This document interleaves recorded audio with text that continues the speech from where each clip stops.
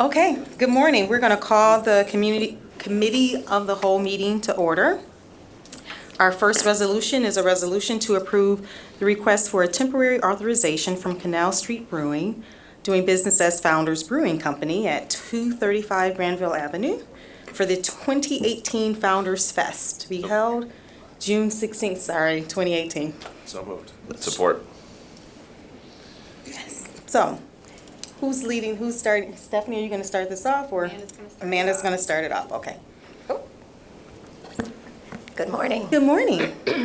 So on March 7th, 2018, Canal Street Brewing Company, doing business as Founders Brewing Company, submitted their application for a temporary liquor license to be issued in conjunction with their Founders Fest event, which is going to be held on June 16th, 2018.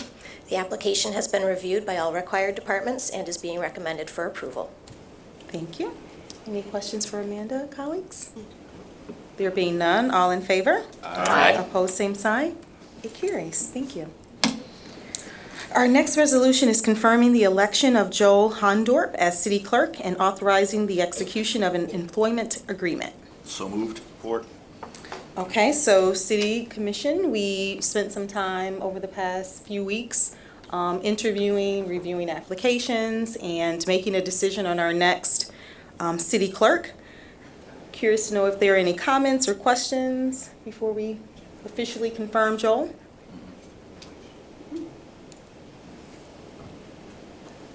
Madam City Attorney, anything to add? No. Okay. All in favor? Aye. Opposed, same sign? It carries. Next, we have a resolution scheduling a special meeting of the City Commission to be held on April 24th at 6 p.m. for the recently elected City Clerk Joel Hondorp to affirm the oath of office. So moved. Support. So this is similar to the oath of office that we've all received. This would be the opportunity for Joel to get sworn in, bring his family, have a little bit of sweet cake. And I'm assuming, and Madam City Attorney, if you can confirm this, will he then that evening join the commission meeting or not? Do we know that? I can't recall that date off the top. We've not had that discussion, but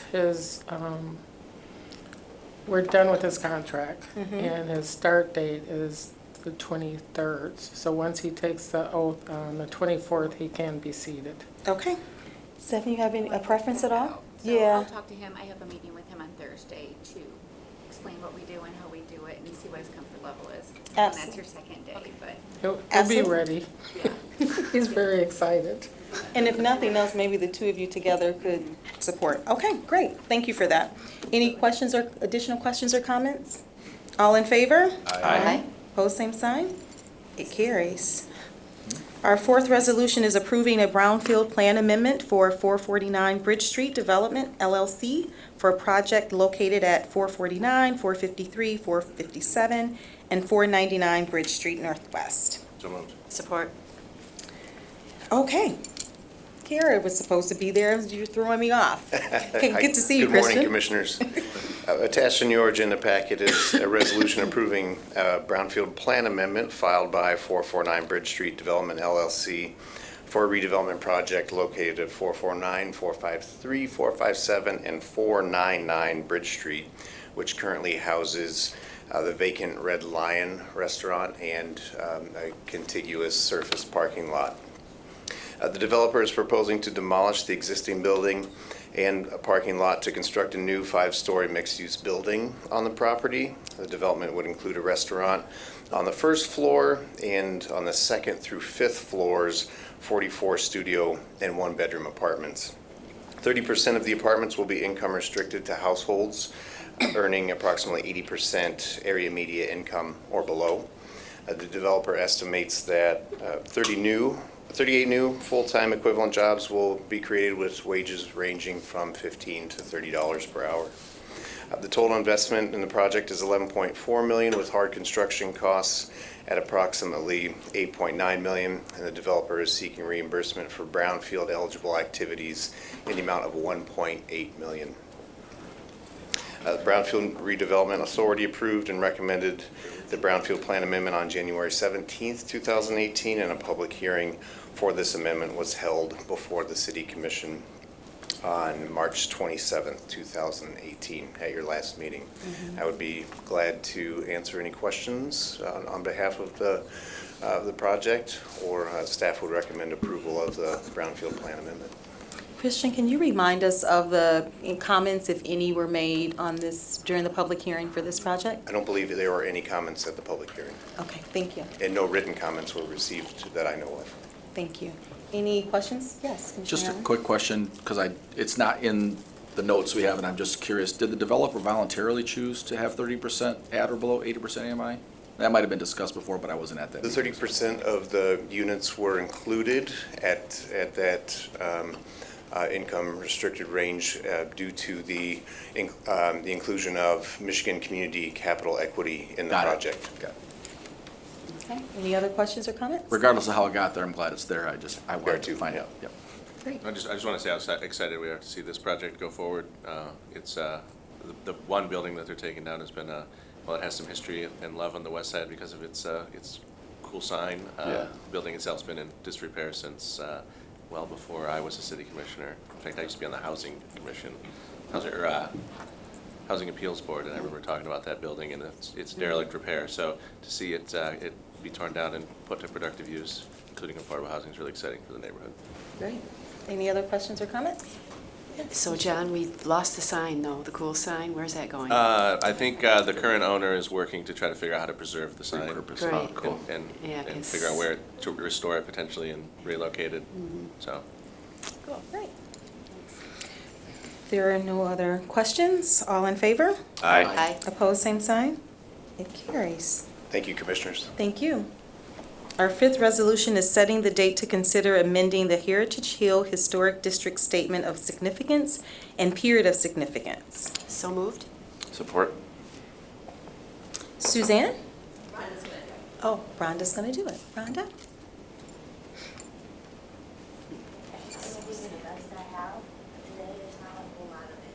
Okay. Are you battling in cold or something, Rhonda, that we've all had up here? I'm gonna keep a distance from everything, just to respect anybody who's coming up after me. Okay. Essentially, this is the final piece of that grant project we actually started back in 2015-16. We did Hartside a couple of months ago, and now we're finishing up with Heritage Hill. They researched things from 1924 to 1970, did survey work for properties built within that time frame, and we're just recommending updates to our current report like we did for Hartside. What they'd like to do is change the period of significance, which is currently 1845 to 1924 to 1845 to 1968, to incorporate the major movements of history that happened within that time frame, as well as the major movements in architecture. Sorry. Through this process, we figured there were 80 properties within that particular time frame that were surveyed. There were roughly about 10 opportunities throughout the entire process for public input and participation. Most recently, we had 3 public hearings, the original one, which is part of the study committee's report. We held an owner meeting where we invited each individual owner of the 80 properties to come to a public meeting so we could address any concerns or questions they may have. 4 individuals showed up. We also did one for the entire neighborhood, where again, we sent out invitations. They each got postcards to roughly 1,200 to 1,400 properties. 12 people showed up. Of the people who did show up, they had very good questions. We had very good dialogue, and everybody seemed to understand what was going on, and no one expressed opposition at the time.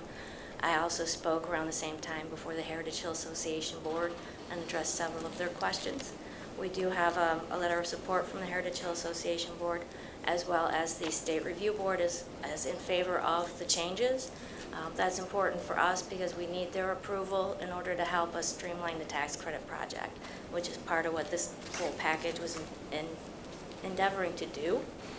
So if they're not on board with the change, it's kind of moot and it doesn't help us. They are definitely on board with the change.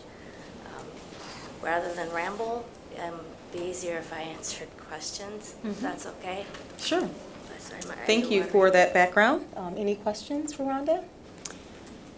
Commissioner Kelly? I don't have a question, but I just, a note of appreciation for your dragging yourself over here today when you don't feel well. And thanks to all those, I assume Rebecca Hoffman is probably involved again in the study, and those that have been doing this for the city for many years. Thank you to Heritage Hill for your support and your letter of support so that we knew where you stood. And just really appreciate all the hard work that went into this. Did you want to say anything, Maria? Oh, okay. No, not at all.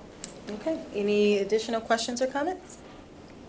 There being none, I'll call the question. All in favor? Aye. Opposed, same sign? It carries. Thanks. Thank you. Get well soon.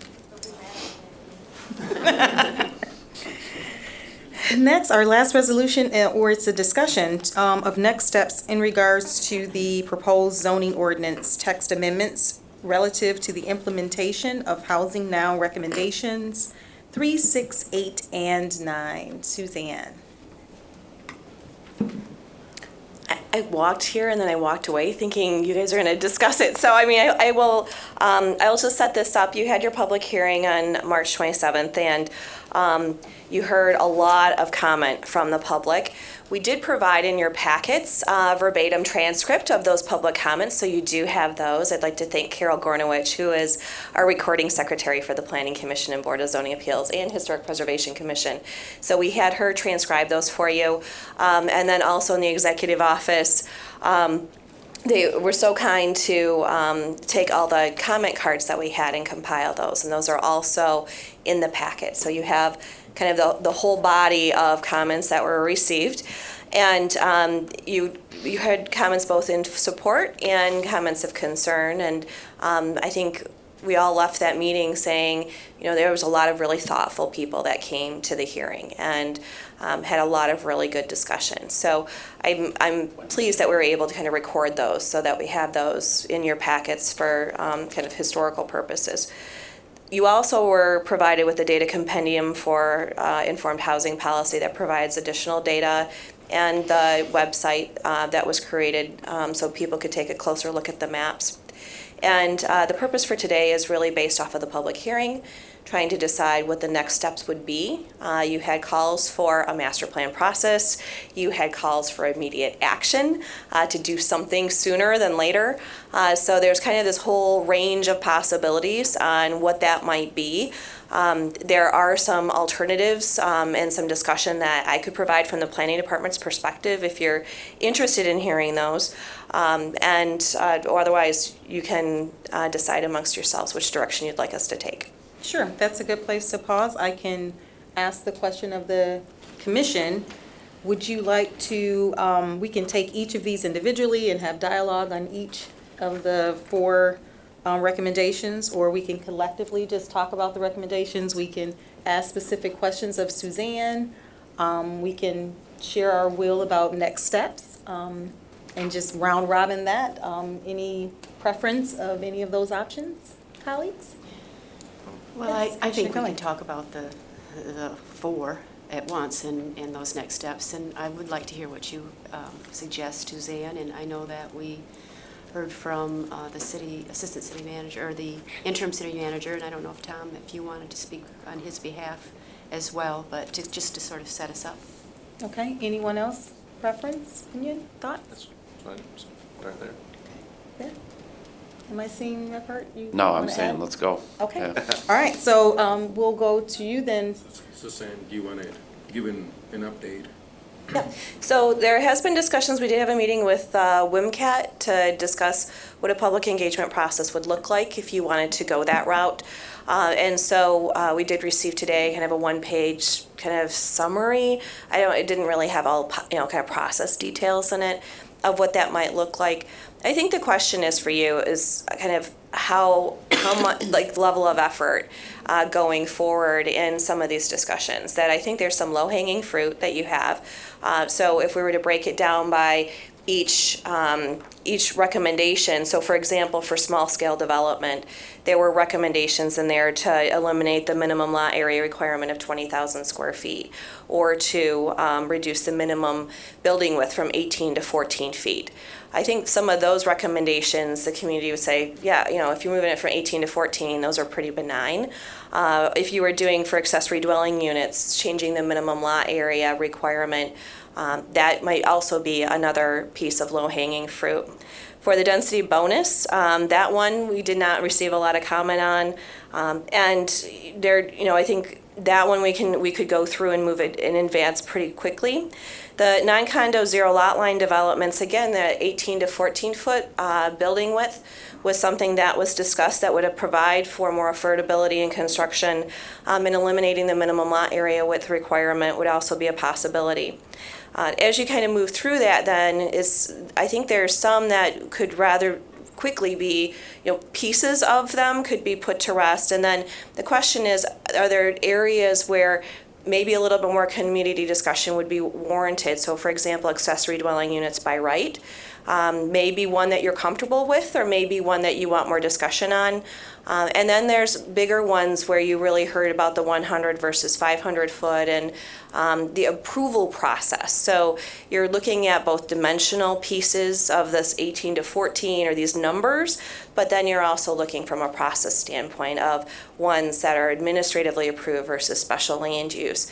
And kind of what do you want to do with that? Because there's been a couple different scenarios about whether or not you just look at reducing the fees for those requests, but from the development community, you've heard it's more about the process than the cost. And so what are those levers? So I think for the commission, it's the approach that you want to take and the timing that you want to have on it. If we were doing a community engagement process, there's also a range of spectrum of that. If it's one meeting in each ward and having those discussions, the concern I would have is with one meeting covering all 4 of the recommendations, we found just in sharing the information, the amount of education and dialogue, the community is pretty well versed now in what these recommendations are. They've done a lot of work on their own to learn what they are. So there may not need to be a huge education piece to it, but there's going to have to be some more dialogue. And having been the lead for the zoning ordinance rewrite in 2007, where I did have engagement a lot, and as for some of you may recall, no one showed up in opposition at the public hearing when we adopted a whole new ordinance and threw everything out before. It does take a lot of education and dialogue to get to that point. And I think the question is the timing and those more contentious items, whether or not you would rather reserve those for the master plan process or whether you would like to have those tackled right now in a public engagement process. Thank you for that. So, Tom, Suzanne, I'm not sure which of you could answer this question, but help me to understand what we're trying to accomplish with the public engagement process that we would partner with WMCAT to lead for us, because we've been under what I would consider a public engagement process for over 2 years, if we were to include great housing strategies, and then with the Housing Now Committee. So in some ways, I feel like we've engaged a number of residents on our housing issues for quite some time. And I do know that there were a number of comments about the master planning process, and this isn't that. So if they're asking for something a little bit more robust, and we're producing or agreeing to do something less than what's being requested, on top of having already done what we've done over the past 2 to 3 years, help me to understand how this is going to make the impact that we're hoping to make, or what is the impact that we're hoping to make? Maybe that's my question. Because quite frankly, I think I'm ready to make a decision based on how much public impact that I've received over the past few years regarding housing. And Madam President, I think as a commission, it's your decision. I think what Suzanne is suggesting that maybe it's broken down to 3 categories. Those that are low-hanging fruit that we can implement immediately. Those that can be moved into the master plan, and possibly some that we can do more community engagement if you choose to do that.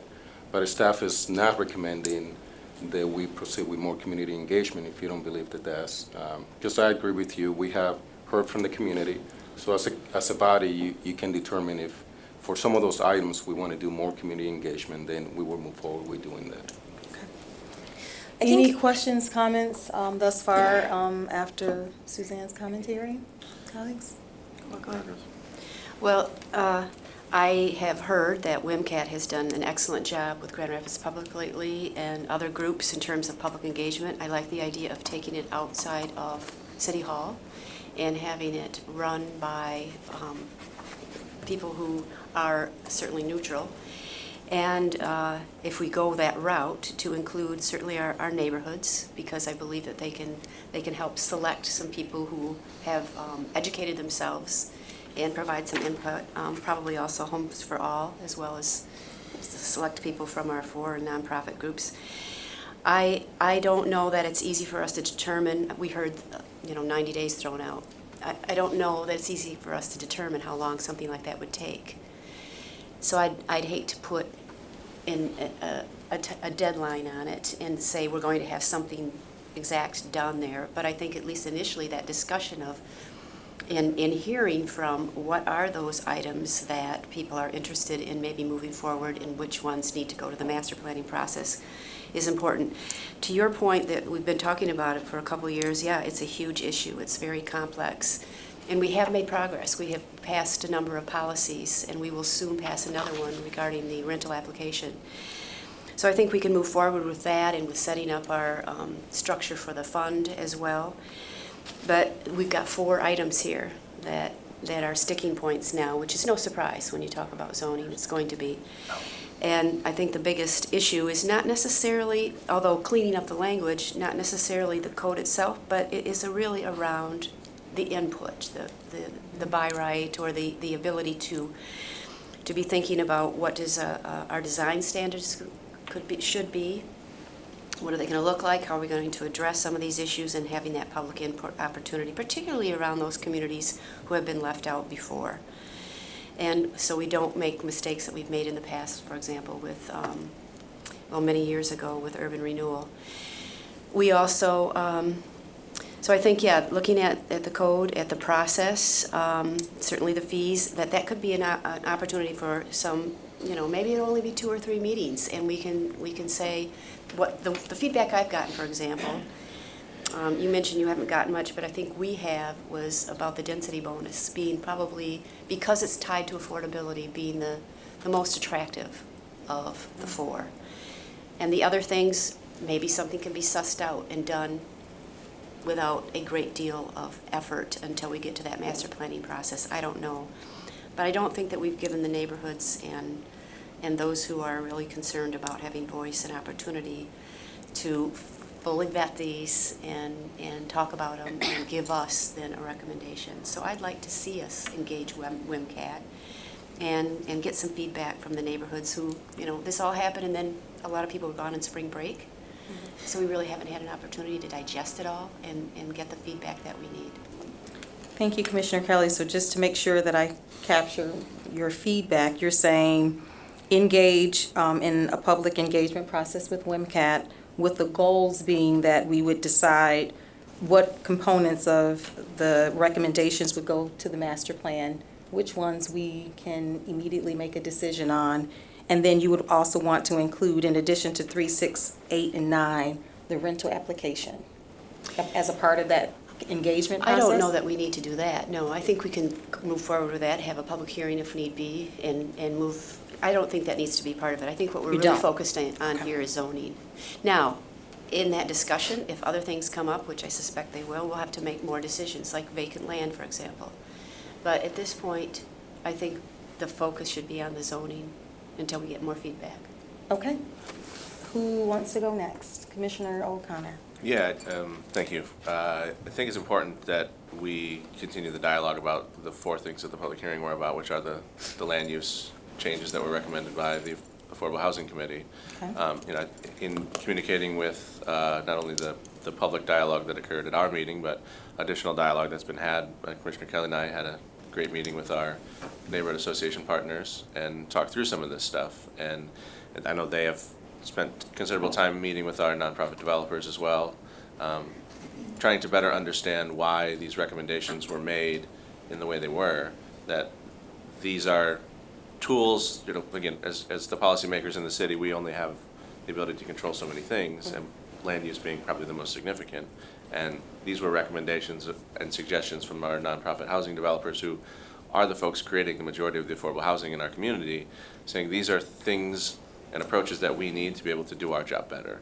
And so to not have the courage to continue a dialogue and table this to a further time, I think further exacerbates the issues that we're seeing today surrounding affordable housing in our community, that we have to have the courage to continue to talk about the obstacles and the impediments that are in place within our zoning code that are preventing certain types of development happening, whether that's attached dwelling units that could be owned that are not condominiums, whether that's creating a density bonus for affordable housing, whether that's the ability to build form types that exist within our community but haven't been built in a long time.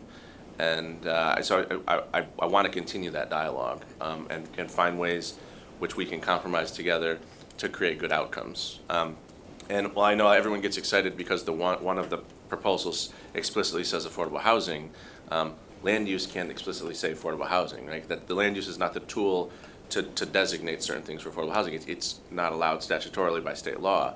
But in order to create a canvas which we can paint affordable housing on, we have to create that base framework. And so I think it's important that we dive into that nuance and try to build some consensus around what will work well in our neighborhoods, what will work well in our community, and what the reservations are.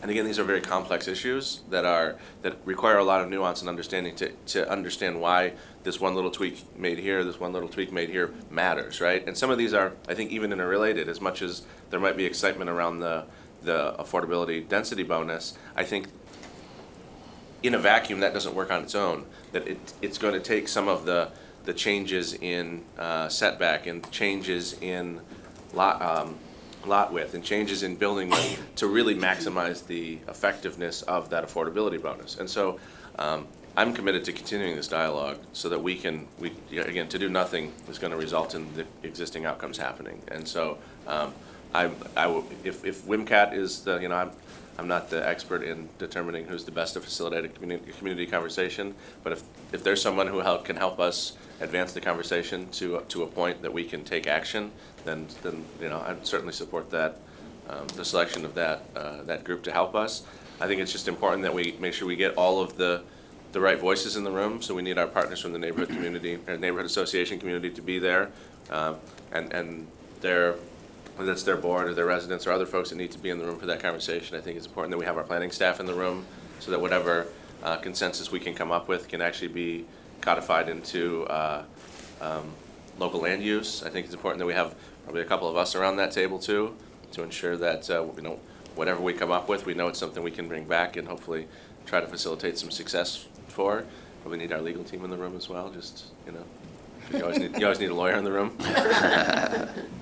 Okay, so just to make sure that I capture your comments, you're okay with entering into an agreement with WMCAT for facilitation in order to have some dialogue regarding recommendations 3, 6, 8, and 9? Yes, ma'am.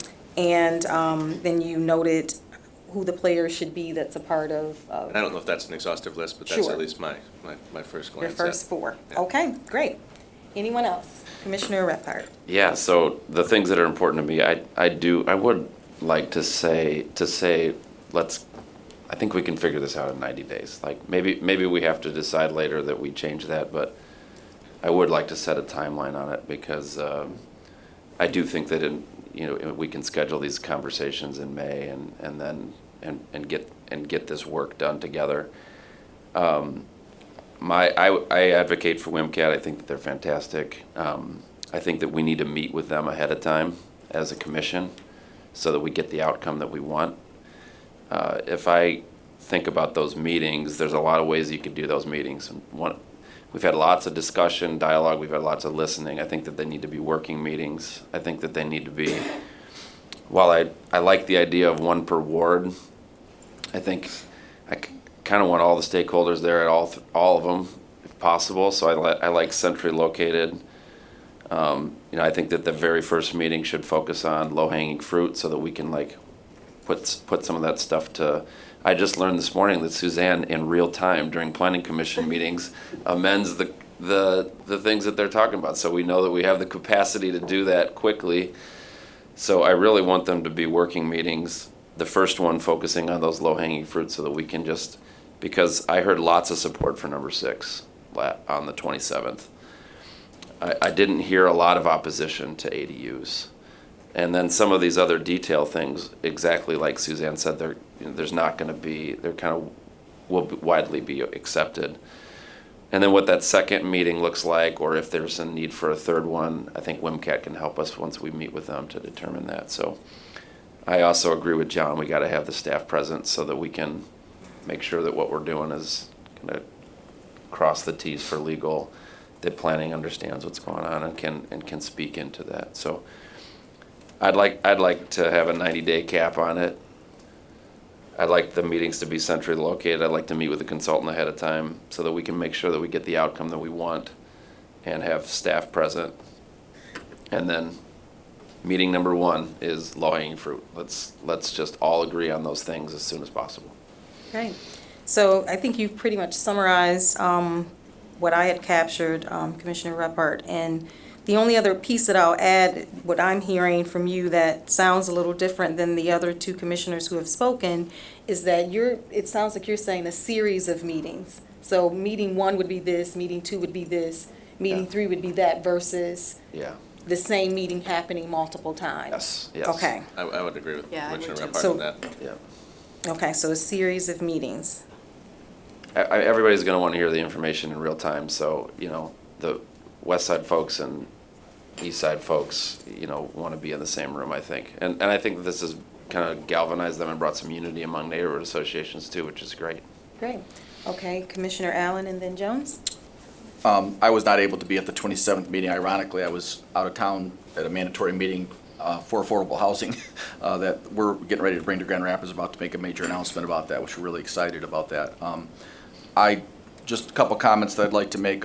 I really, several meetings ago, I challenged everybody in the room, and we had a pretty packed room that night, that we're going to need to engage in some uncomfortable conversations. And I just want to commend all those in this room that are in attendance here for doing just that. There's been a lot of meetings between the neighborhood associations and the nonprofit housing organizations. Commissioner O'Connor, Commissioner Kelly met with the neighborhood association leaders, and there's just been this ongoing dialogue at the neighborhood level and at the city level, including the planning department and everybody involved in this. And it's been uncomfortable, and that's okay. People's homes that they own and their real estate that they own is the most important investment they have. And so naturally, folks are going to want to guard that and take care of that. And then where people live, even if they're renting, that's their home and that's their place. And so, when you start messing with place and messing with ownership, that's a big deal. And so I'm glad we're taking the time to do this. I would say that I would echo what you said, Commissioner Lanier, that this is something we've been talking about for a long time. So I am very uncomfortable kicking the can down the road to a master plan. What I am comfortable with, and I support what's been said so far, that I think I really like the idea of the first meeting. Let's just get the easy stuff out of the way, get the low-hanging fruit. Let's get the things we agree upon, move those forward to a decision. And I think at the end of the day, after reading, and I literally read every comment card, at the end of the day, I think the concern, and other than a few that were direct opposition, mostly it was concern, a lot about form, a lot about how's this going to affect me. I didn't hear anybody saying, we don't want this, but we just want to have a say in what it looks like. Form was a big issue.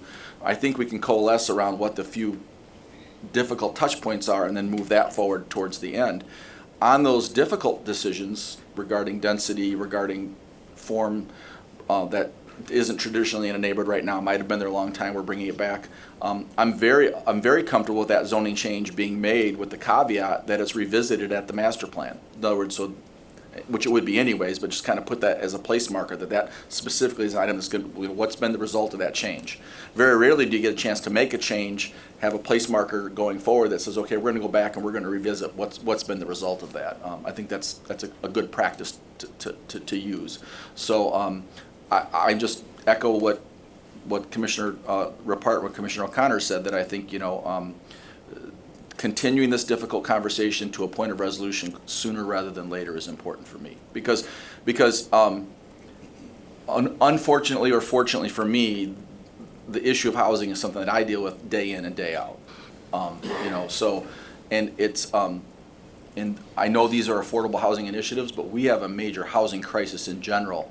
Just anecdotally, there's a real estate agent that I know, there's one particular street where in the last 3 weeks, there's been 8 houses for sale.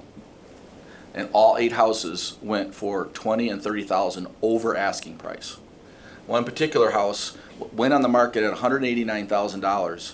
And I know a young couple that tried to buy that because their family just expanded. They needed to move. They need a bigger house. And the owner, and I happen to know the owner said that young couple didn't stand a chance because we had a cash offer that outbid everybody so far it wasn't even funny. And then to add insult to injury, there was no inspections, no appraisals. They bid, I think, like $40,000 over asking price. And then on top of that, they came in the other day to do measurements, and they left a notebook there. So he was nosy and looked through the notebook. That couple's going to do $50,000 worth of renovation to a house that they paid $40,000 over asking price on. What is this, HGTV? Exactly. No, we laugh, but it's serious. So we have young couples with expanding families that want to stay in Grand Rapids that literally are getting priced out of the market, and it's happening all over the place. I mean, there's been several articles in MLive about that. So we've got to act now to get more housing units produced at a reasonable price. I'm encouraged that we've gotten this far in the conversation, and I want to encourage us to continue to go forward. But let's get a resolution sooner rather than later.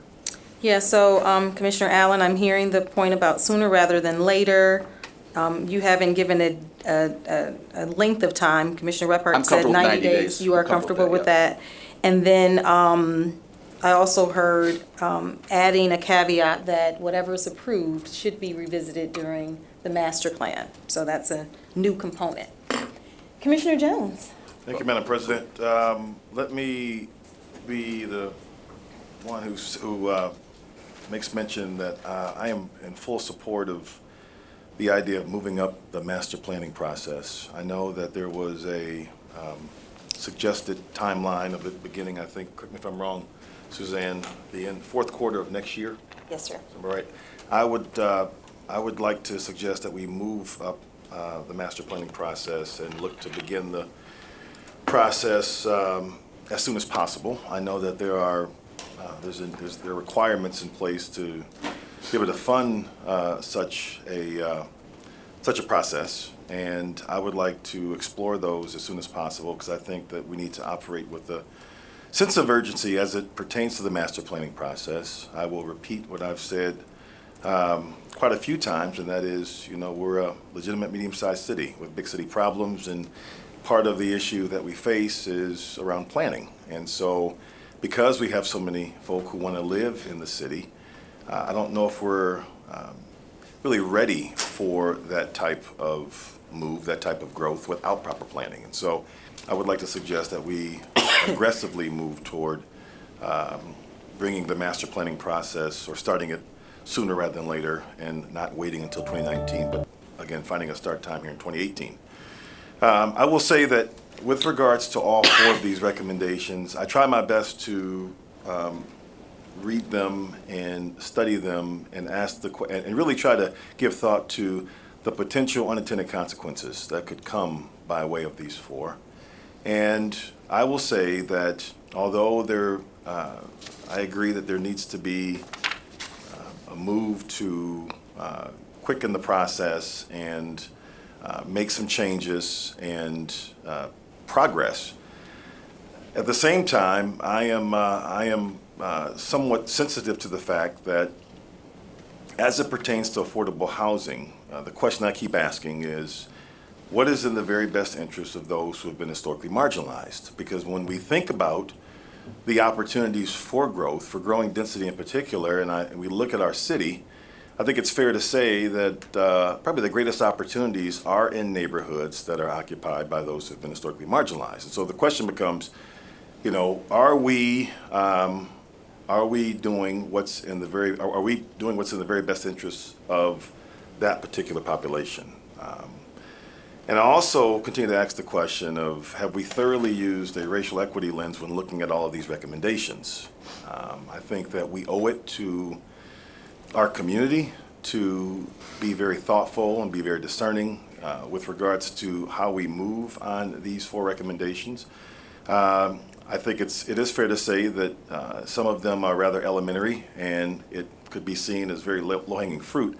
But again, I would really challenge us to look at each and every one of the recommendations through a racial equity lens and ask the question, are we doing to or are we doing with? And I think those are questions that we have to be comfortable and be at peace in answering. Because if we're doing to, all we're doing is doing what's been done historically. And I don't want to be a part of that. I want to be a part of walking alongside and doing with, which leads me to my support for engaging organizations like WMCAT to be involved with the process that is, again, equitable, and a process that really requires us to go into community. I think it's fair to say that a good chunk of what has occurred around the community engagement that's occurred around this has been in our chambers, which has been great. I mean, we saw that a couple of weeks ago when we had the public hearing, and I've heard great things about the interaction between folks in the community and our nonprofit housing developers and the meetings that were held.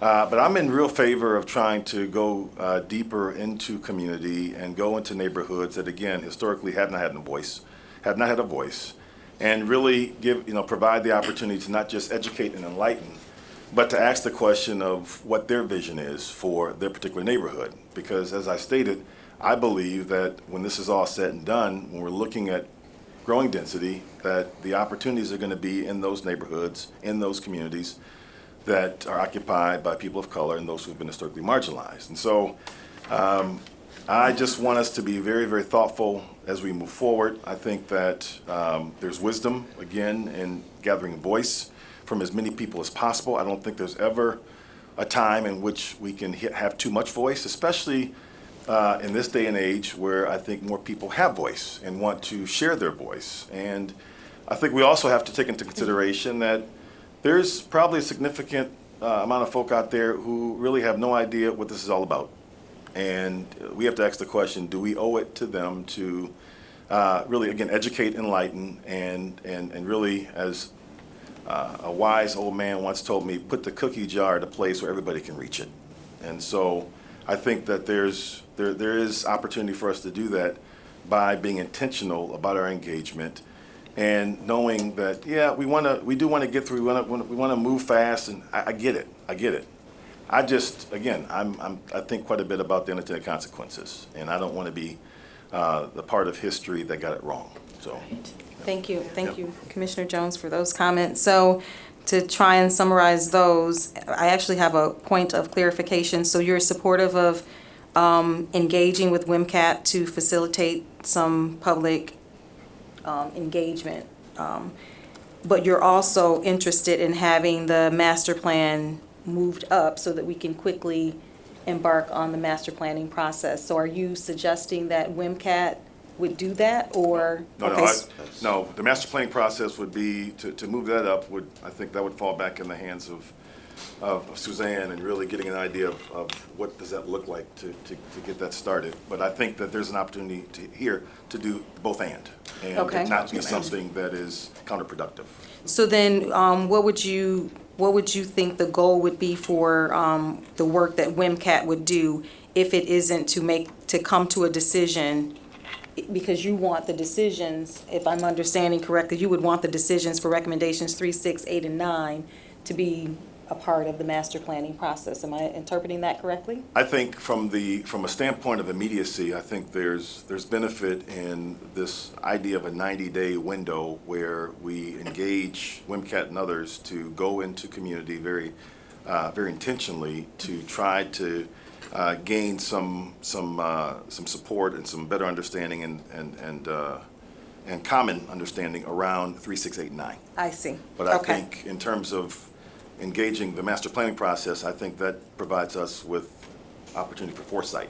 I got it. For every other issue that we're talking about around planning. So Great. And if I can just to make sure that I'm clear on Commissioner Jones, I'll be right to you, Commissioner Allen. But as a part of the work that WMCAT is doing, you think it's imperative that a racial equity lens is used through that process, whatever that means? Yes. So perhaps if we were to have some discussions with them in advance of their work, as Commissioner Reppert is recommending, then we can talk through what that would look like. Yes. Okay, Commissioner Allen? Commissioner Jones, you clarified it at the very end, which I was happy to hear both and. Since it was mentioned for the first time by Commissioner Jones, I want to echo support to move the master planning process up. We cannot afford to wait any longer with the issues that we're dealing with in this city, and it will take some changes to the master plan. And we did a very great job, very robust job last time. I'm convinced that we'll do the same thing this time, but I know it's a long process. But I think the issues that we're dealing with right now are not going to go away anytime soon, so to move the master plan up is a very wise decision. Okay, Commissioner Kelly? Yes, thank you, and I agree that to the extent possible, we, in the capacity that we have and that we will discuss during budget time, that we move up that master planning process. I do want to say that I think it's important that we understand that this 90 days, we don't know what the results of that are going to be. It doesn't mean that we are able to move forward with these 4 recommendations and that some of them might not go into the master planning process. Commissioner Jones brought out the need to consider those who are marginalized and make sure that we are not doing to but with, which I think is incredibly important. At the same time, I think you've talked about that elephant in the room. There's another group out there that's non-marginalized that needs to begin, we need to help understand the historical roots of how we got where we are. Dwelling Place put on a wonderful brown bag lunch on the 30th of March, which I was able to attend, and I shared some of the outcomes of that with the neighborhood associations. It was, the topic was redlining, so we began to talk about the historical roots. They had some excellent clips from what happened in Levittown, and another one which was a kind of a spoof on a Monopoly game, to understand briefly but succinctly some of the roots of how we got to segregate our communities as we have. So I think that's another possible conversation that we can have with WMCAT about how can we perhaps enlist them not only in addressing how we approach this in terms of not doing to but with, but how do we also take into consideration those who have not been engaged in this process and coming to our meetings, the wider community, in a way that they begin to understand why we are looking through that equity lens and how we got here in the first place, which Commissioner Jones, you bring up all the time. You know, we have to look at the history. How did we get here? And I think WMCAT would be a great vehicle to do that. They can probably work with Dwelling Place. I've already heard from Creston that they're very interested in bringing that same kind of brown bag lunch or an evening meeting to their neighborhood associations in order to, or their community, in order to begin to develop that understanding of why we are doing what we're doing. And I think there's a real role for perhaps some of our faith community to get involved in that because it's justice issues. So I would like to add that. I love your idea of our meeting with, Commissioner Reppert, our meeting with WMCAT ahead of time so that we can kind of flesh this out and hopefully we can even let them watch this today because it's being taped so that they can get a sense of what directions we're heading. Yeah, just two points of validation for WMCAT. Kirk Eklund, who leads public agency and who would be the primary facilitator for this with his partner Adam, is a part of a group called Designing for Equity, a national group where they design meetings for the purpose of getting to an equitable outcome at the end. And then they also have this group called Community Catalysts, where they've been working very intentionally with leaders of color around Grand Rapids to be a part of that facilitation. And so I think that they're the ace in town for making sure that we don't miss those things. And so I just wanted to add those validations to WMCAT in this moment. So thank you all for weighing in, some really good feedback. So Suzanne, what I've captured, I'm sure you've been capturing notes as well, and Tom, you too. I've captured that we do want to move forward with engaging WMCAT that we want to have a 90-day cap on whatever this engagement process would be, that we would want to have a meeting with them in advance of the start of their work to help to define what the outcomes should be and the goals that we're trying to accomplish. That we want during those discussions, and anyone can correct me if I'm wrong in what I've captured, but we want to talk through recommendations 3, 6, 8, and 9 through this process. That there is interest in moving forward the master planning process, and I guess we would have to, that's probably a separate line item that we could talk about at a future meeting to talk through what that means, what time frame we're talking about there. I think one of the questions or recommendations that you had made, Suzanne, early on was that, or maybe Tom, you did, that through this engagement, there could be the possibility of determining what could be decided immediately, what should move to the master plan, and I think I heard some support for that, but then I also heard maybe not. And so maybe during the discussion with WMCAT, when we're all together talking with them, we can flesh out exactly what that would mean, how we would want that process to look. The one area that I think we probably should talk a little bit further about is, well, we talked about a series, and it seemed like that there was interest in having a series of meetings as opposed to the same meeting. But I heard Commissioner Jones say that he's interested in going into the neighborhoods, deep into neighborhoods. And then I heard Commissioner Rephart say, I want central meetings. And those are two different things. So I think we should just talk through. I wasn't necessarily suggesting we do it here, per se, but I do think that it needs to be kind of building on one another. And I mean, we could go out into the neighborhood and have it, but making sure that, you know, people from other neighborhoods are invited is more what I was after. The answer is no, we cannot have all of them in the west side, no. So I think, you know, even talking that through with WMCAT would be beneficial. Picking because, locations. I think I can see the value in having it centrally located so that everyone can get to it on bus lines and things of that nature. But I also recognize, going back to Commissioner Jones's point about marginalized communities and barriers that may exist from people coming, for instance, to City Hall or even other central locations. I know we often try and do things at libraries and things of that nature too, but that isn't always a welcoming place. And so I like having meetings where people are already gathering, as opposed to putting structures in place for what's convenient for us, because we'll check our schedules before we set the schedule. But we're not checking the schedules of the people who we're really trying to engage here. And so, you know, we can probably talk through that at the meeting with WMCAT as well. And maybe they are a series of meetings, but maybe there are multiple series. And I do value hearing cross sections of the community in one space. So everyone would be welcome to come wherever, but I think it's going to be extremely important to be where people are already gathering. So, Commissioner O'Connor? Yeah, and I echo the sentiments of wanting to make sure it's not,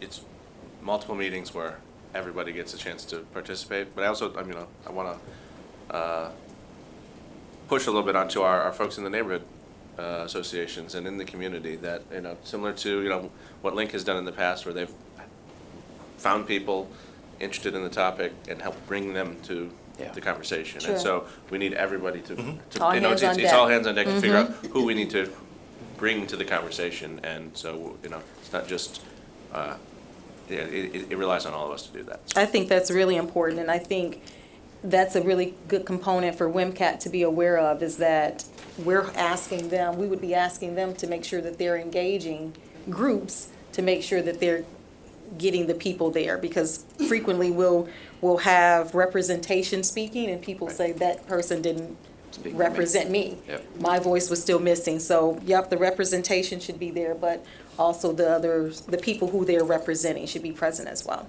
I think one of the challenges with this, and we faced this when we went from the master plan to the zoning ordinance, is the technical nature of zoning. and the complexities of it. And you have to kind of be a zoning junkie, like you have to like be like into it to because we're really talking about like setbacks and unsexy things, right? So what we found when we did that process, because we did want to have a robust community engagement process, but we ended up whittling down to key representatives of neighborhoods and others who understood the implications, but it was more of a representative form, because to have a person off the street come in and try to understand this without having the whole background to it is very challenging. And so that's where we had done through the master plan. Then we actually did a pattern workbook phase, which was broader and included the community to find out what the priorities were before we actually drafted the text language. I would just caution that we're at the text piece with this. And so kind of parsing out which community input, kind of the extent of that is most important, and when we're dealing with specific technical text versus broader feelings about vision and goals and understanding housing in a larger context are separate conversations in a lot of ways. So I would just caution on how we do that. If the expectation is that we have broader engagement specific to these text amendments, that will add a substantial amount of time. Well, I think it's going to be imperative to make sure that any member of the audience understands. So I think WMCAT is going to have to prepare for that. And I think on top of that being confusing, adding the historic component, because that too, there is a great segment of the population who's having this discussion who fully needs to understand the history. Yes. And we can't skirt over that. We need to spend some in-depth time. This is just me speaking from my personal opinion. We really need to spend a whole lot of time talking about the historical nature of the decisions that have been made and how people, and I don't necessarily want to talk about this nation. I want to talk about this city, because we have our own decisions that we've made historically in this city right here, and it has impacted people, and specific neighborhoods and specific zip codes. And we need to have that tough conversation. So Commissioner Jones, thank you for mentioning that, because that has to be a part of the discussion, almost as equal as helping people to understand what zoning is. It has to be a part of that discussion. So it'll be a two-way education. And I did try to put that in the compendium. I mean, there's snippets of it in the compendium. You did, and that's exactly So what needs to come out, absolutely. Yep. And for the commission, if you're interested, there is an amazing book, we were talking about it, called The Color of Law, written by Richard Rothstein. It was just put out last year. It really should be required reading from a public policy standpoint on the impacts, and it's not just redlining. And it's a reading list now? I would just make a reading suggestion. It really, it's far beyond what you think you know, as far as the federal policies that have taken place to segregate this country. And it clearly, applies to Grand Rapids just like any other city. And it really, really is an important read. Thanks for that. Commissioner Wepper? Recommended that. Dwelling place did during the meeting you're at, okay? Ordered it. Just for the sake of, I don't know how we set, this all's got to happen in public, so I think, when can we meet with WMCAT? Can we nail that down today? Well, Can we I actually meet was with them going to on the ask Tom 24th that or- if we could add them to maybe the next work session, because Right. that's a time when we meet for maybe 2 hours. I don't know what's upcoming on the agenda, but it would be good if it was doing a time like that as opposed to a meeting in the Right. morning, so that we can have more time. Yeah. And it could be posted, and it could be, a Tuesday morning, an off Tuesday or something like that, where we can spend ourselves Yes. getting educated on some of the history, as well as talking about the planning process and what it is we're expecting of them. Because I think that we're going to want to make sure that the folks that are here today and the other folks are going to, they're going to want to listen to that conversation. Absolutely. so. Absolutely. So Tom, you have that note. Any other questions or comments that we should add to this topic? Great. All right, well, that concludes our committee of the whole meeting. This meeting is adjourned. Am I okay, Commissioner Kelly? You're looking like I'm missing something. Oh, Okay. this is good. Okay, the committee meeting is adjourned. Thank you.